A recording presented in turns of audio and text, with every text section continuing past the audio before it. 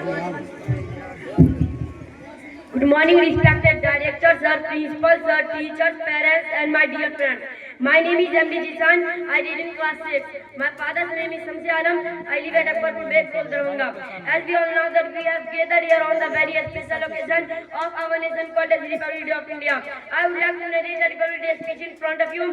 First of all, I would like to say a lot of thanks to my class teacher, as just because of her, I have got such a wonderful opportunity in my school to come on this stage and speak something about my beloved country on its great occasion of Republic Day. Today we are celebrating 76th Republic Day of our nation.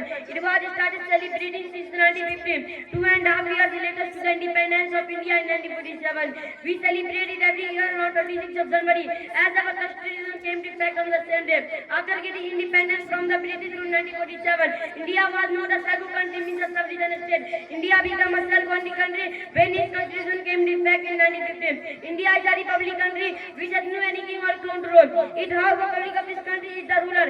Everyone of us living in this country has equal rights. No one can be a president, chief minister, or prime minister without voting of us. We have the right to choose our best prime minister or other leader to lead this country in the right direction. Our leader should be capable enough to think in the favor of our country. He should think equally about every state, village, and cities of the country, so that India can be a well-developed country without any discrimination about of race, religion, poor, rich, high class, lower class, middle class, illiteracy. It is our leaders should have community property in the favor of country, so that each and every official may follow all the rules and regulations in correct way. Every official should follow the Indian rules and regulations in order to make this country a corruption-free country.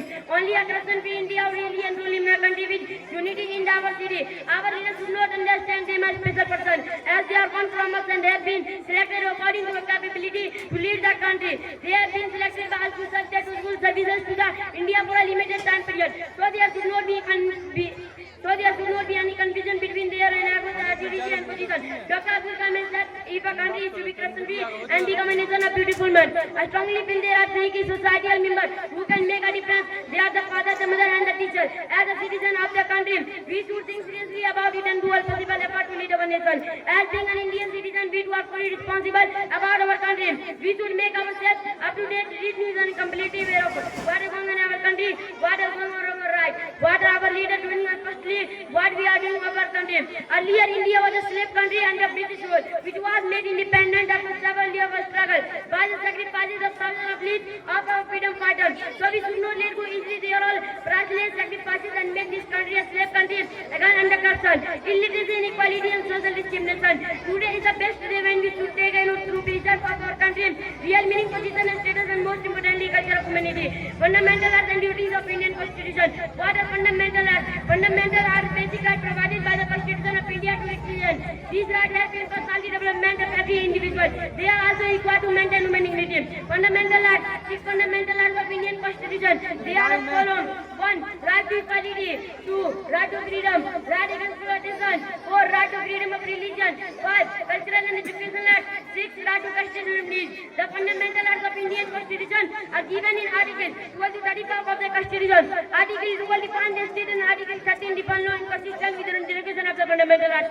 6 fundamental rights of Indian Constitution are discussed in detail in the following section.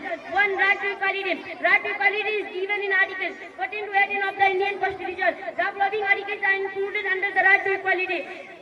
Article 14, equality before law. Article 15, prohibition of discrimination on grounds of religion, race, caste, sex, or place of birth. Article 16, equality of opportunity in matters of public employment. Article 17, abolition of untouchability. Article 18, abolition of titles. This article aims to abolish titles like Rai Bahadur, Raj Bahadur, Maharaja, Talukdar, Zamindar, etc. Because using such a titles does not equal status to everyone. 2. Right to freedom. Right to freedom is given in Article 19 to 22 of the Indian Constitution. Article 19, protection in certain rights related to freedom of expression. It is Article 20, protection in respect of conviction for offences. Article 21, right to education. Article 22, protection against arrest and detention in certain cases. 3. Right against exploitation. The right to freedom is given in Article 23 and 24 of the Indian Constitution. Article 23, prohibition of human trafficking at forced level. Article 24, prohibition of employment of children in factories. It is 4. Right to freedom of religion. The right to freedom is given in Article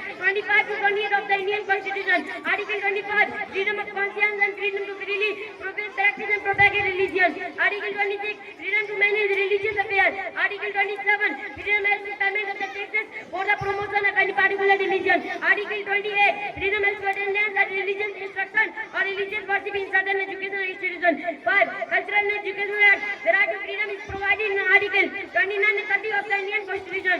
Article 29, protection of interests of minorities. Article 30, right of minorities to establish and administer educational institutions. 6. Right to constitutional remedies. The right to constitutional remedies gives citizens the right to move the Supreme Court or High Court to enforce the fundamental right. The court can issue orders to the government to enforce the right. The right to constitutional remedies is provided in Article 32-35 of the Constitution.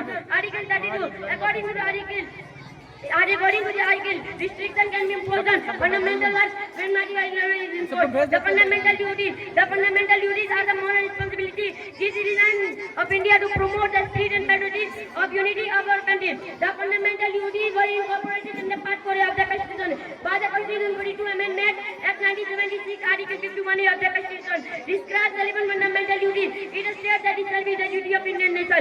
Conclusion: fundamental rights and duties are an important part of the Indian Constitution. These rights help in personal development of every citizen and protect his dignity. There are 11 fundamental duties given in Article 51 of the Constitution. Thank you, Jai Hind, Jai Bharat.